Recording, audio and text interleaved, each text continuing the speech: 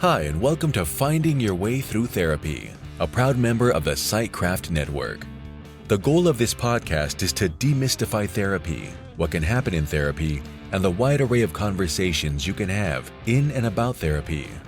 Through personal experiences, guests will talk about therapy, their experiences with it, and how psychology and therapy are present in many places in their lives, with lots of authenticity and a touch of humor. Here is your host, Steve Bisson. Alors, c'est le retour des Mental Men. It's the return of the Mental Men. Hi, welcome to episode 197. If you haven't listened to episode 196, please go back and listen to that because that was my course that I did with Lisa Mustard. You can get a CU for it when you register with her website. It's on working with first responders and helping therapists work with first responders. So please go listen to that and then log into Lisa Mustard's PodCourse website. And then you get your CU for those who need it for LMHCs particularly. So that'll be available. But on episode 197, the returning mental men, you know, these guys, we've been together for a long time. We've had, 7, 8 episodes. I stopped counting. They come in quarterly. They will not change. This will not change with the rebrand that we're doing. So here is Dennis, Pat, Chris, Andy, and Bob with me. And here's the episode.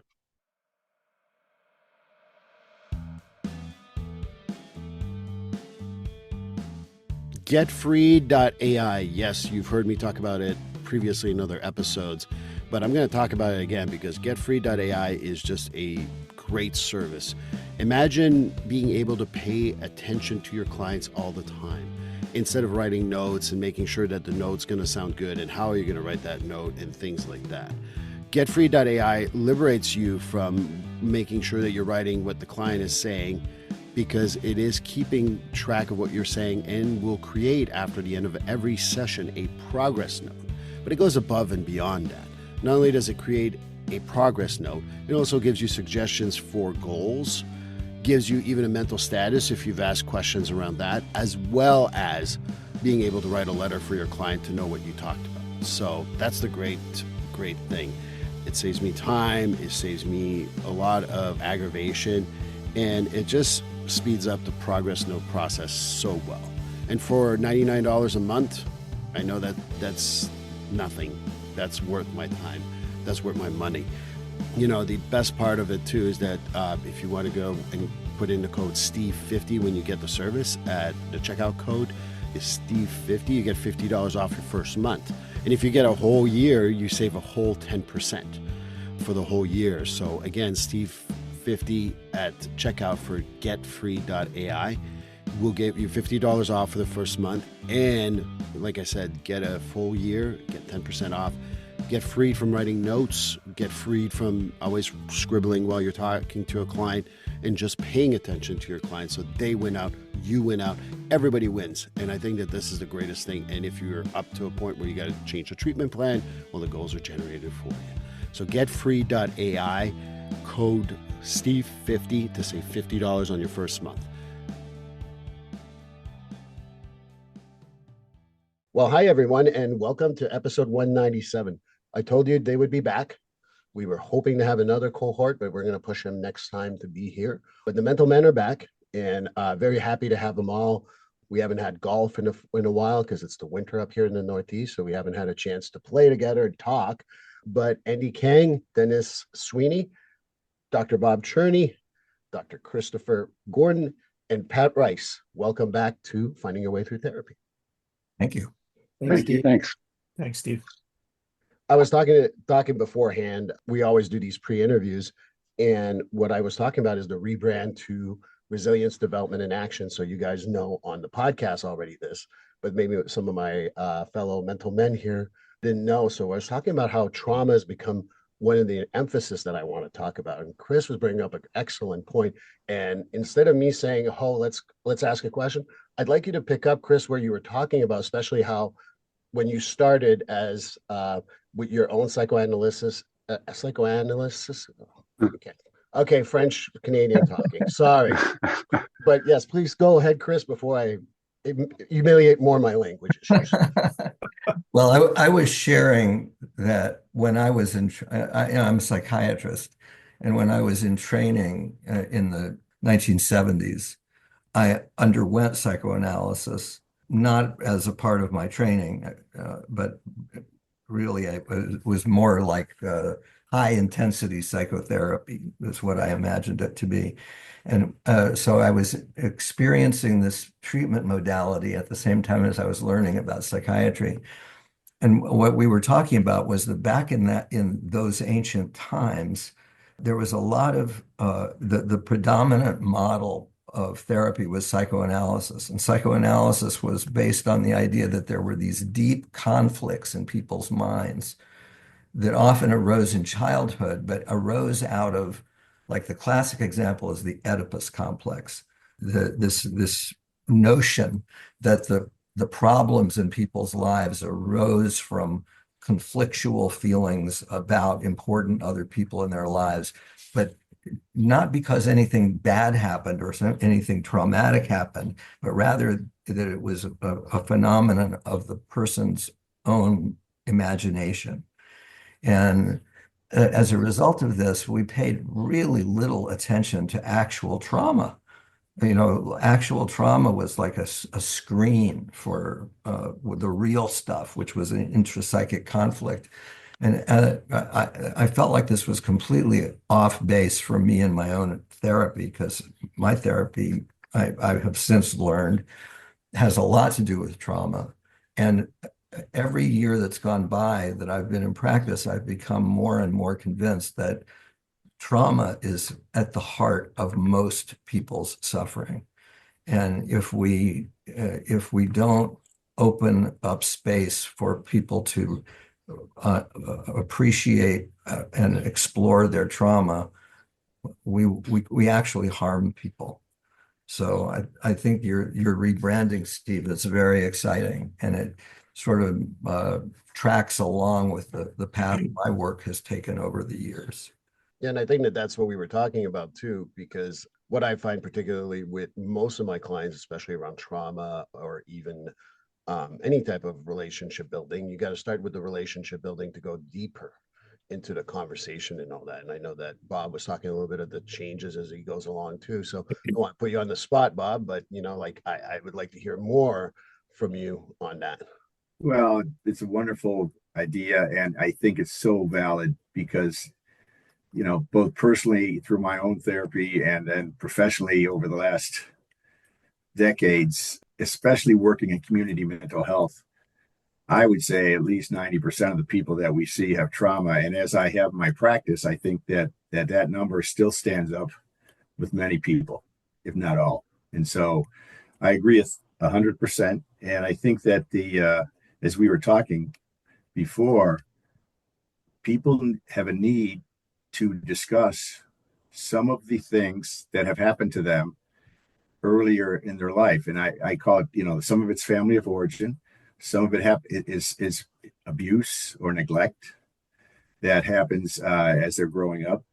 And this forms it's almost like there's an infection in the soul that festers if it's not, I was going to use the word exposed, but at least illuminated and brought to light so that people can actually discuss it and emote from it. That's the thing that always strikes me, is how much, once you uncover, or once they allow it to be uncovered, they have, facing it becomes very intense emotionally. And I think that part of it is so important in order to allow it to reduce some of the pressure internally. Because otherwise, if it doesn't come out, or if it doesn't get addressed at some level, it's like an infection that's going to get worse. And so I've been struck with it. And I think some of the techniques like EMDR, which actually kind of goes right to the heart of it, are really valid and worthwhile. But there's many ways of doing it. But some of it has to do with, like Steve said, form the relationship first, because you will not have someone expose their trauma to you if you don't have a solid therapeutic relationship, and the trust and the comfort and the empathy all combined to make that happen. Affection of the soul. What a phrase. Yeah, I completely agree. And just to jump in here, when you think about what a child understands when they're going through their childhood, it's it's their picture of normalcy. It's what they how they understand the world is how they've experienced it. And so they don't understand that maybe stuff was wrong, even if they felt that way at the time. They still create their whole sense of normalcy around what their experience was.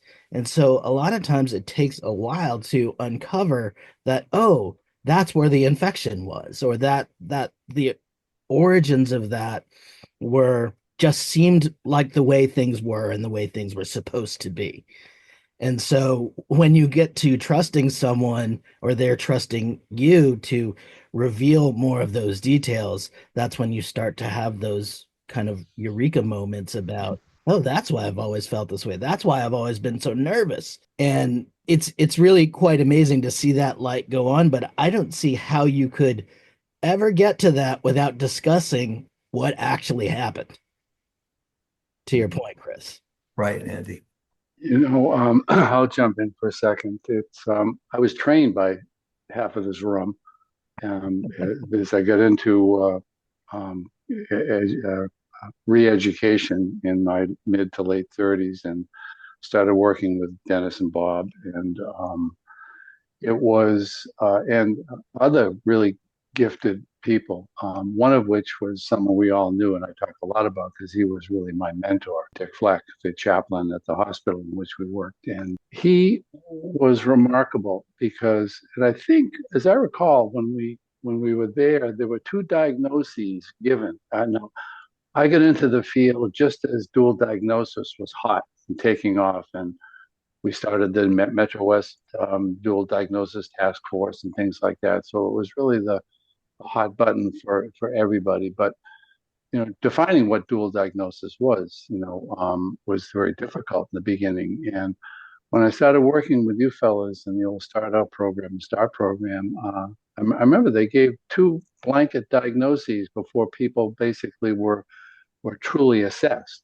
One was some kind of an Axis 1 chemical dependency diagnosis, typically, because it was an alcohol and drug treatment program.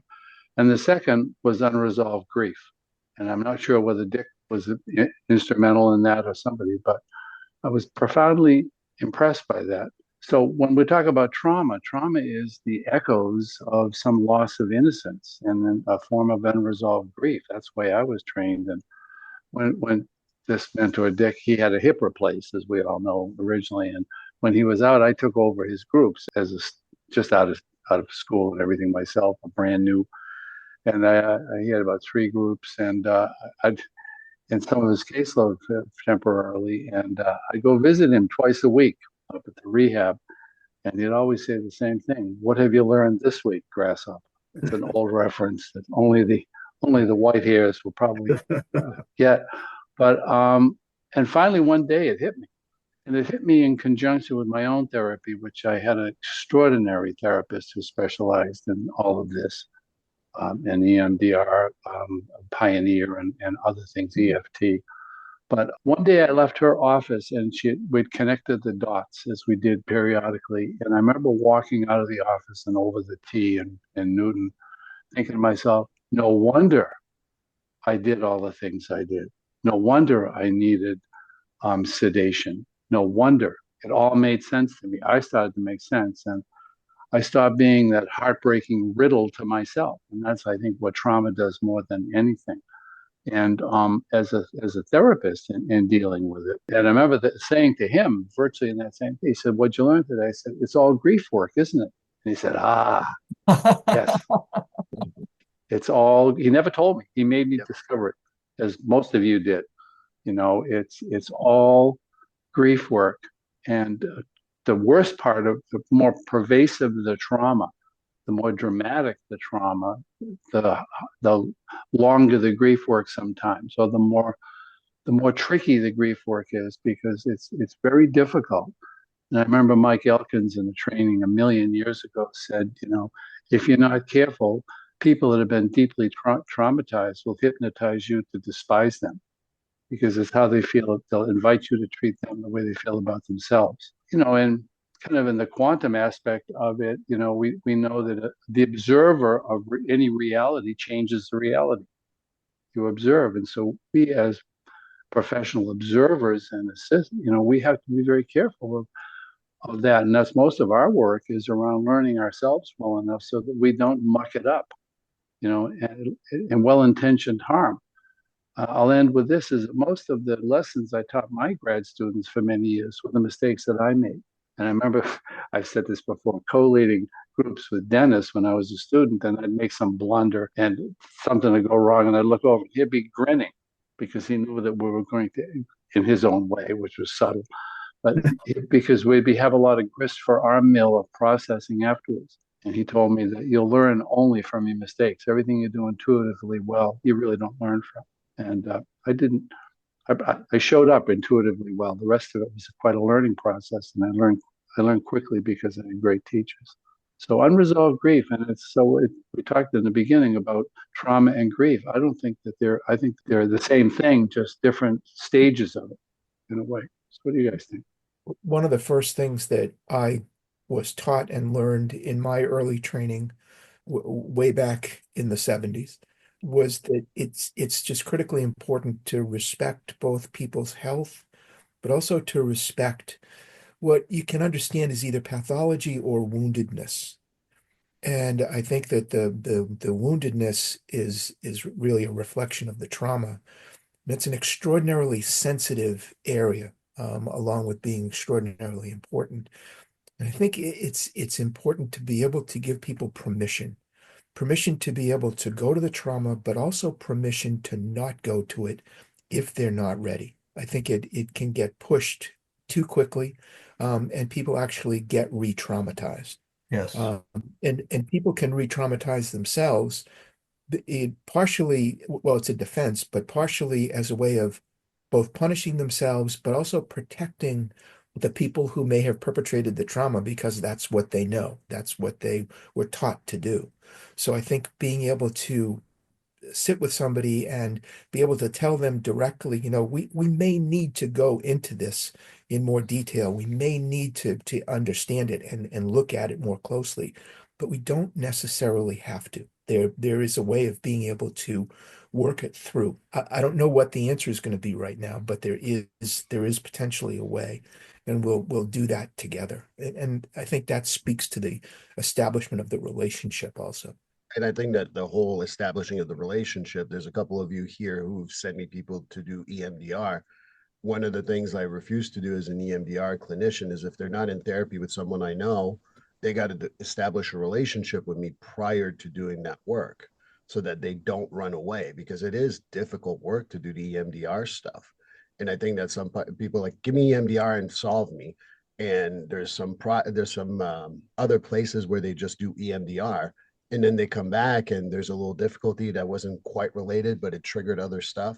And because they didn't develop the skills or a relationship with a therapist, it becomes very hard for them to like, oh, I thought I was cured, and then get to the other side because they didn't have that priming of a relationship with someone. Just my experience. Excellent point. I have two brief comments. One is the ability to pace the exploration of trauma. Dennis, you were, alluding to it. So first, you have to recognize that it exists, but that comes out of the client. That comes out over time as they are talking, because they'll say something and you'll see either a disconnect or something that a choice keeps on being made that's wrong or unhealthy. But the pacing is really important, because you're exactly right. There's times, as we've all seen, where people are literally, they'll be shaking their head, or they'll say, you can tell, you have to read the client as you're sitting with them in a way that is holding and nurturing, but also knowing when to back off a bit and when to continue exploring. The second thing is that grief work. I just smiled because I have several people that are grieving their animals right now. Mm-hmm. I mean, and I've seen people grieving dogs in particular because they're so wonderful companions and they provide such consistent love. But I'm also realizing that our culture does not tolerate grief very well. People don't want to, okay, you go to maybe you'll go to a service when somebody loses a relative or another person, but it's all right. Now we go home and we live our lives. But the people that are losing in others or a dog or something in their life, a job, there's a lot of that going on. Can we allow them to take their time moving through their grief? Because Elizabeth Kubler-Ross wrote the book about the 5 stages, but everyone is different in terms of how long it takes them to really maneuver, move into experience, and then somehow let go of enough of it and get some resilience so that they can start to live in a different way that's healthier. I think that I do talk about grief a lot in the Kubler-Ross stuff, and there's definitely been some people who said it's been disproven, but what I always say is there's truth in what they say. And there is, I think that when I work with a lot of first responders, which is something you all know, one of the things some of the guys like, what can I do? What can I do? I said, go check on them 14 days after the service. Because everyone's going to be there for the first 14 days. But there's this, you talk about our culture. I think our culture is like, oh, you lost someone. It's been 14 days. And I say 14 days, you get the point. You're good now. You're all set. And I think that what I kind of pursue a lot of people to, if they have losses in their families or whatever, check on them 14 days down, 30 days down, and so on and so forth, because that's sometimes where the grief actually does occur. Because sometimes, especially if it's a family member or whatever, you have to do the service and all, you're so into it that you don't have time to go through your own grief process. So a little bit of what you're saying. I feel like I'm hearing so much wisdom in this conversation. It's just one pearl after another. And I want to share that for me, one of my great teachers was Aaron Lazar. I don't know if you guys had much to do with Aaron, but he was a marvelous, marvelous psychiatrist. And he was a person who centered the idea of unresolved grief in his practice. And the beautiful, beautiful thing about centering unresolved grief is it's so unpathologizing. Grief is a universal experience of being a human being. And the idea that you have somehow enkerneled this experience, you were not able to face it for whatever reason fully. Andy, as you're saying, when you're a kid, you're sort of doing the best you can with what you've got. So this unresolved grief stays inside. But when Aaron would talk to people in the patient role, it was so non-pathologizing, so humane, and so much of what psychiatry, the downside of it is it can be so toxic. It can make people feel damaged or broken or other, and unresolved grief is something that brings us very, very much together as human beings in the human family. Well, as I look at this crowd here of seasoned individuals, the fine print of the aging gracefully. We spend so much time and energy in our culture trying to live long. And somewhere in the aging brochure, graceful aging brochure in the fine print, there's an asterisk that says, beware, or be aware, rather, that if you live long, you're going to have to say goodbye a lot. Yes. And one of the specialties that came upon me in my practice and is going to bring me out of retirement, I believe, because of the need, is specializing in helping parents grieve children. When they lose children, the unspeakable hole that happens is mostly because one of my best friends lost a son 6 years ago. Oh.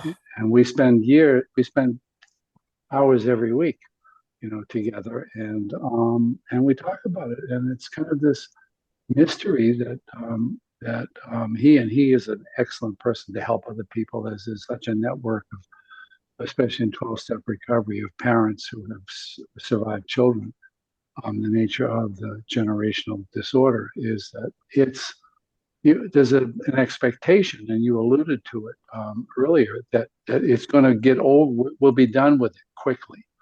or if you give it a year or two and then that hole never goes away. You just have to fill it with, I heard a wonderful phrase for it, is that the ache you feel from losing someone close to you is the knowledge that you have so much love to give them that you can't in the way that you're most familiar with.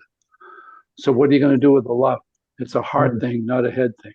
Your heartbreak, you heal your own heart by finding another source of love, which is what dogs and cats and other animals serve for a lot of people. Yes. As they lose people in their life, they sometimes collect animals. I'm guilty, and I've been told I've evolved now into being able to handle a cat. So, I was a dog guy for many years. I'm going to interrupt here and take on an old role of grenade tossing. If you're strong enough, none of this is true. What do you mean, What do you Dennis? mean? Yeah. Please explain. Well, everything that you're talking about, it's just a form of weakness. If you're strong enough, then you don't have, then this is just something that you get through. How about missing a 2-foot putt? I've seen it. Again, I'm grenade tossing in here, but unfortunately, that's a counter argument that I think needs to get understood is that, we're talking about, potentially we're talking about, boy, you guys are just sort of padding your own nest. You're giving yourself lots of work to do. Aren't you special? But, I think that there is this, and it's a Western theory of what is strength. I agree. It's a matter of addressing too that strength is about being able to engage and tolerate the stuff that you're not really strong at. And it just as I hear all of this today, I truly believe everything that's being said, but there is the counterpoint of, well, no, you just need to be strong. I find that what underlies that particular idea of toughness, as in the grenade lobbed, you must always be strong and macho, is basic fear. It's basic fear underlying that's telling us that, we shouldn't trust the actual feelings. We should just put on a face or behave a certain way because that's what other people expect, / that's what's going to make them comfortable. A lot of we're reacting to other people reacting to us in grief mode. You can see the fear in other people's eyes just from the concept of loss or the concept of that level of pain. It's terrifying. And so toughness is such a great wallpaper for all of that. Oh yeah, just suck it up. You'll be fine. No, it's been exhilarating to me over the last few years to learn about the IFS model, internal family system, and the idea that we have these different parts in ourselves. So if the person is experiencing this toughness, that's a part of themselves that it deserves to be heard, empathically understood, and I love that model because that way, there's this maxim in IFS: there are no bad parts. So even the stormtrooper superego guy who's saying, "Don't be a pussy, suck it up and be a man," that part has something valuable if we can open ourselves up to it. It's very, very exciting to me. It's sort of anti-pathologizing. Well, it speaks to intent. That part, the stormtrooper, is well intended to protect. You basically go back and inform them, "Thank you so much for you. We don't need you now. You can take a break." Yeah, or maybe you'd be up for a different job. A different job, right? Because actually you took this on when you were like 12 years old, and you were looking at the world, as Andy said, through your 12-year-old eyes, and you've got a lot of energy. Maybe you'd want to do something else with it rather than be the stormtrooper. Very exciting. it's But before we go we on, used. I just want to say one thing. There is someone in this room that has said to me that strength is asking for help.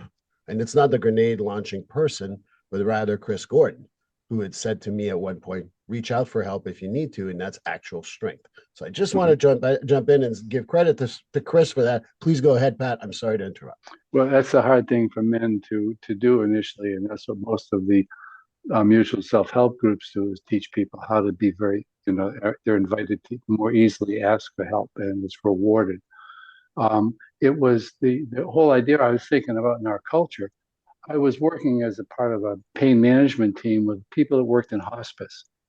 And, it used to be that death in our society, and especially in Western medicine, was treated almost as you wanted it deus ex machina, off stage.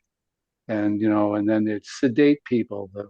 The grieving mother would be put on turpin hydrate or Milltown or something back in the day, and sedated until all the dust settled. And that the 2-week period, the medicine stopped, the people left, and then they implode. So I've known people that work in hospice, and so there's much more of an honoring of the death process, being a part of it, and having an active role in it, and normalizing it and not pathologizing it.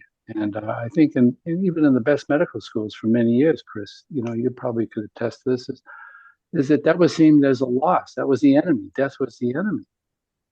Yes. It's the enemy is disease. Can we do something about disease and prevent it ultimately? We learned that the best thing you could do about treating COVID is not to get it. So it was. So again, grief is inevitable.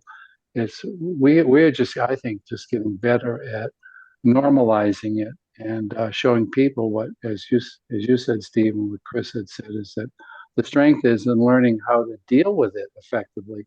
Then you have the superpower of being able to really be effective at helping other people with it.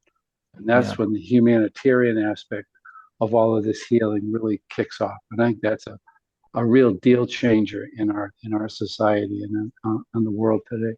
Yeah, I think grief has been stigmatized, and I think that we're seeing some of that just in terms of the relationships we're forming with other countries. That, for example, Gaza and Ukraine, the losses that they have experienced it goes beyond traumatic. It's catastrophic. Yes. And so now and we're expecting people to just keep on going on, and at some point you can't. And so now it's a matter of what do we do? And I think part of our role as in the helping professions is to try to allow people to be who they are at the moment and work through to something on the other side. I really see a lot of this. Chris, you used the word toxic. I see a lot of things that have to do with grief or loss or abuse. You being the child or the young person or whatever, you develop survival skills. Right. I can get through this. I will, I'll get through it. Or this is normal, as Andy said. You only understand it's normal when you start going to other people's houses and seeing that their father doesn't throw the pizza against the wall when he gets pissed off, And so, but the survival skills become toxic when you bring them into your adult relationships, and you keep on asking yourself, why is it that, these women keep on, leaving me, or why is it that, this and that? There is a dynamic that happens, and I'm not sure if it was Pat or whoever, but they said we train people how to treat us by we're basically externalizing our self-concept, and people respond to that. But it's such an interesting thing. I've done a lot of addiction work over the years, and children of alcoholics, if they can get by, they can get through, but there's often a real relationship damage that has happened that they need to address. They should address if they want to have healthier relationships. And so that's just one aspect of it, but those are my thoughts. Well, I think it brings in another really complex piece to the trauma issue, in that yes, I fully agree that it's important to be able to address the actual fact of the trauma, to be able to name it when possible, and to give that its due. But still, a dynamic of experience and how you experience and what you do with that experience is all critical too, in terms of people being responsible that, yes, you did experience this, and yes, this is part of what your life has been. This is why you've developed patterns that you have developed. What do you want to do with it now? Because you don't have to change that if you don't want to, but you also don't have to live that way if you don't want to. So it's about in empowering people to be able to, giving them some agency to be able to make a decision about, I can do this differently. And I think that that's also maybe another definition of being resilient, is being able to say, I, I have a choice as to whether I can change or not. Given what's given, I can make a change. I'd like to introduce an idea here. If it takes us too far down another path, we can do it in another podcast. But one of the ideas that I've found very valuable in teaching psychiatric residents over the years is this idea that when a person is caught up in a recurrent pattern, like Bob was describing, very often the person cannot see the pattern. It just feels like life is unfolding itself. And, why are all these women leaving me? The constant in that equation is you, but that's not how it feels. It just feels like you have bad luck in finding bad women. And one of the ways that I try to get this across to sometimes with patients and sometimes with residents is the idea of the problem has no edge. And the way I like to illustrate this is, are you guys familiar with the idea of the magic eye pictures that just look like blurs? And if you can unfocus your eyes, the thing jumps out in 3 dimensions. Well, I think Andy was talking about eureka moments. That's a eureka moment, when you suddenly realize, holy shit, that's what's going on here. And I feel like, that for me, that's a very vivid idea, that if we're working with a person on a problem that has no edge, in the addiction world, that would be their pre-contemplative. They don't even see the problem. But when they start to define that edge, then it gets so exciting and different things become possible. So I just wanted to share that. Excellent. I'll take that Excellent. one Yeah. deeper, Chris, on that example. If you've ever sat in front of one of those photos or pictures Yeah. and not been able to get it, Yeah. it's very frustrating. Very frustrating. You start to squint or try really hard to get it. And the harder you try, the further the picture goes away from you. Exactly. So we often find people right in that. Exactly. And you got to pull them back sometimes. You're standing way too close to the picture to see it. So sometimes getting that distance. But I love that example. I said to a guy the other day, he's a big gun collector, and I said, buying more guns is not going to make you feel safer. And it was this idea of what's the edge? What's enough? Yeah. And, what do you think you're protecting with all of your armaments? And it's just an amazing metaphor, but he's also living it and creating a whole arsenal around himself that is ostensibly protective, but that also then completely distracts him from what the real fear is. So we had to go through that. This is more along the lines of the grenade concept too, I think, of just, how do we protect ourselves and what skills do we have to make everything okay day to day. For this guy, it was, arm up. I think that one of the reinforcing things, certainly for me, and I bet you guys can identify at some level, is Chris talking about that eureka moment. Oh, when you get the person, they finally. The first time I tried those was in a room full of other people that had the same one, and I was the last one to get it. You talk about increasing pressure. But when someone actually has that moment in front of you, where you start to see the realization or the self-awareness or a reconnection to their sense of who they really are, whatever it is, the moment, it's like you see the pilot light of hope come on again. Yes. And there's nothing in my entire life, personally and professionally, that is more reinforcing than that. That's when I think you start to realize, my God, this really matters. It really works. And someone is coming back into the human race, I think, at that moment. And that's why all of this due diligence and work, both as individuals and as helpers and facilitators, to me, is so incredibly worthwhile. Amen. The pilot light of life. That's a great term. I had to get away from it to miss it. I'm ready. Yeah. I'm ready to go back. Right. It's true. How can I miss you when you won't go away? That country song, you know. I saw such a funny cartoon the other day. This doctor is talking to this really decrepit, like 90-year-old guys, barely alive. And the doctor is saying to the guy, when you were young and you did all that exercise so you could live 10 more years in your life, this is those 10 years. Thanks a lot. All that jogging. All that jogging for this. Yeah. My dad said he was going to take up jogging as soon as he saw one laughing. Yeah. You know what? I was thinking, Steve, that the first responders, I just shook my head because the amount of stuff they see and they encounter and they deal with and they have to absorb. Yeah. It's unbelievable.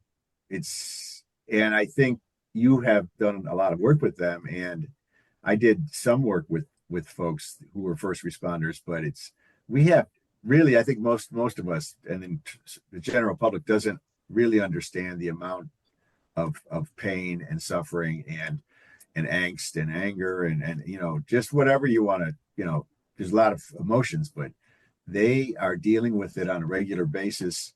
And I really hope that they can come in more often to unload some of that. And I give you a lot of credit for working with that population, because when I've worked with them, it takes a while to get some trust going. That's exactly what I was going to say. I think that one of the things that's, first responders want to know how you can handle them. That's the first and foremost thing that I find. And sometimes it takes 6 months, a year to 2 years to build that relationship of, oh, this person can handle me, so to speak, before the actual great work, so-called work occur.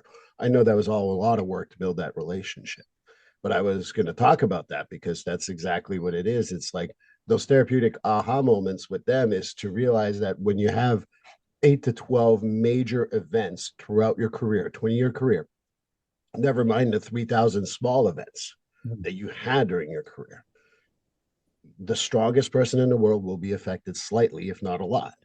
And some people handle it well. And that's, we don't want to pathologize every single first responders in the world. However, what's wrong with getting help when you have something that most people, like, I think my favorite sentence is, they deal with the 5% that 95 of the world that 95% of the world doesn't know about.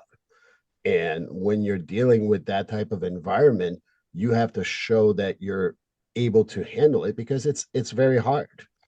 My work with first responders, and I appreciate Bob for bringing that up, is really about, like, what I've started doing is I do CIT training here in Middlesex, Massachusetts, for the police departments. And one of the things I do is I do the trauma part, and I say, okay, let's do the ACEs. If you're not aware of it's a adverse childhood experiences. Yeah. And I leave it up there, just say, hey, look, maybe when you meet children, that's what's going to happen. I don't throw it up there. And if you guys are listening, sorry, I put it out there so that they start scoring themselves, and they score themselves. And I always say afterwards, I'm like, all right, just for the record, over four is usually you got to have some sort of trauma, PTSD, but typically first responders have eight, and you see them all drop their eyes, Mm. and they like, oh, gotcha, so to speak. Mm. And I think that that's why when you talk about what you don't know as a child, you grow up. A lot of first responders go into this field to help people, just like we do. And Mhm. yes, therapists, by the way, I'm sure their numbers are in the six, seven, eight, also for the record. Mhm. But I Mhm. think that I want to throw that out because the ACEs stuff has been part of what in the last 6 months to a year has been a very like transformative work that I do with my clients. That's really great. I was just reflecting when when I retired from advocates. I had been doing that work for like 25 years, and my first love at advocates was the emergency service. And I love doing psychiatric emergencies. People are, they're in a crisis, and a little love goes a long way, and it's really, really great work.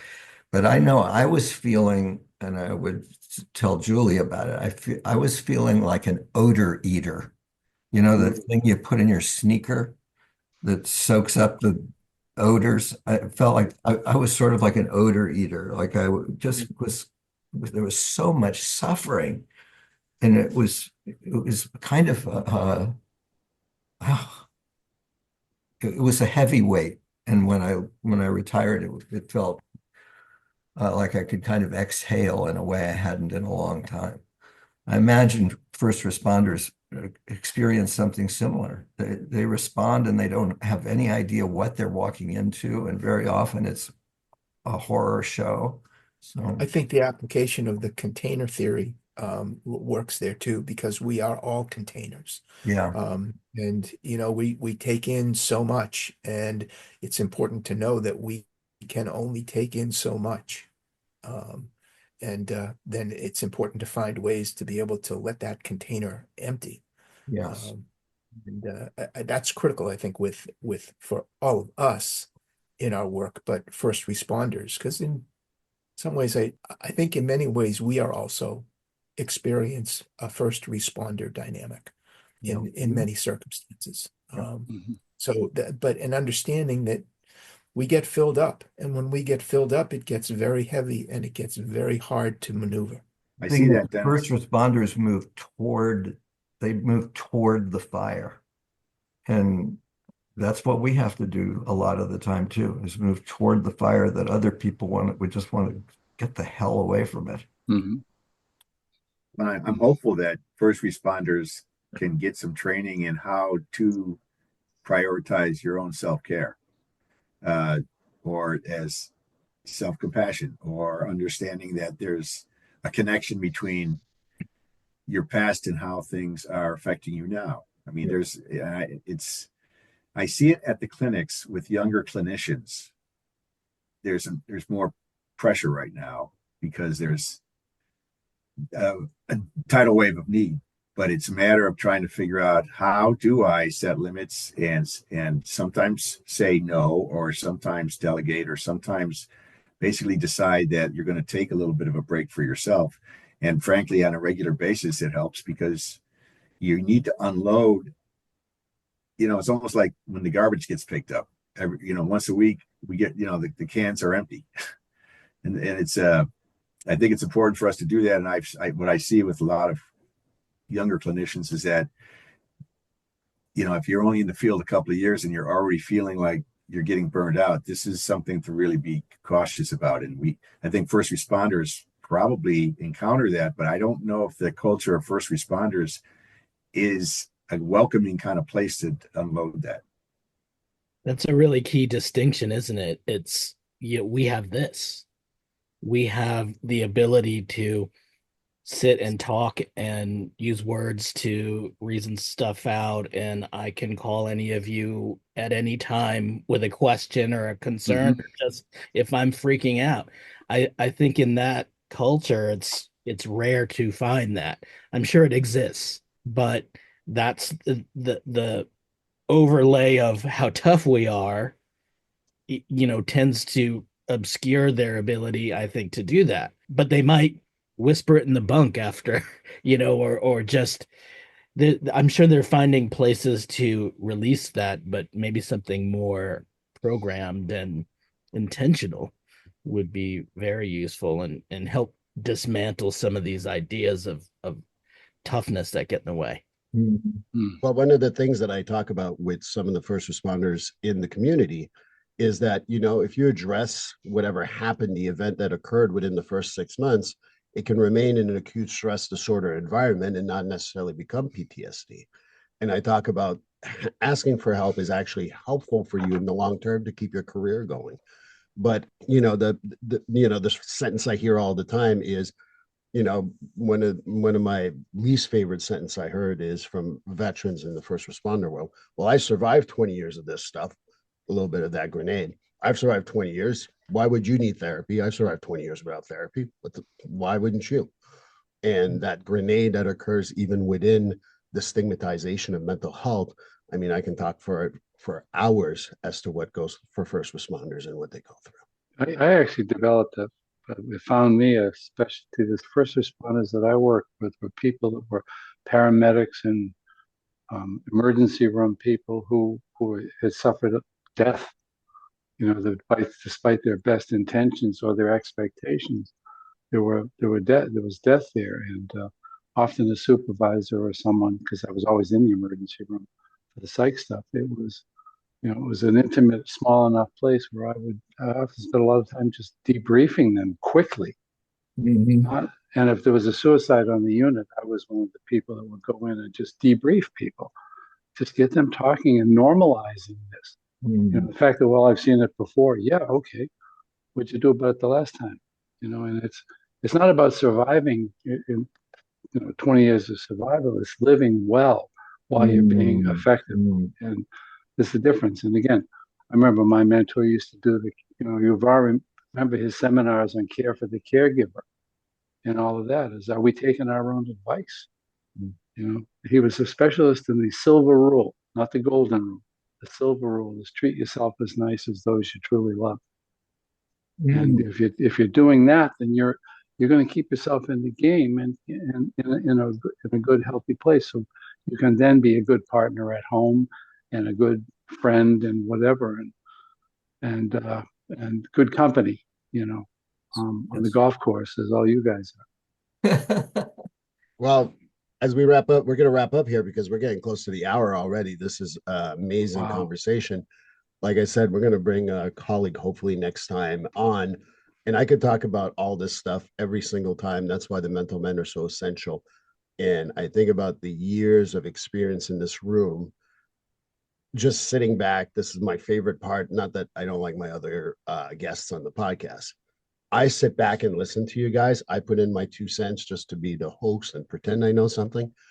And you guys are just absolutely amazing. I think that if we talked about trauma, grief, and first responders, we'd have 24 straight hours and we'd still have a conversation. So thank you guys. I really, truly appreciate it. You're so welcome. Thank you. Thank you, Steve. Thank you for having us. Great conversation. Yeah. Well, we'll continue. You guys, you're coming back, right? It's not a question of if, it's a question of when. So don't worry. I've got you on the books already. Great. So long, guys.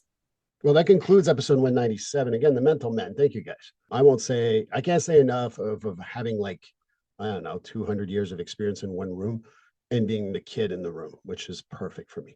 So really enjoy that. But for episode 198, we're going to talk about therapy process. A lot of first responders might know how therapy works, what it doesn't do, what it does do. So we're going to do that in that episode, and I hope you join me then. Please like, subscribe, and follow this podcast on your favorite platform. A glowing review is always helpful. And as a reminder, this podcast is for informational, educational, and entertainment purposes only. If you're struggling with a mental health or substance abuse issue, please reach out to a professional counselor for consultation. If you are in a mental health crisis, call 988 for assistance. This number is available in the United States and Canada.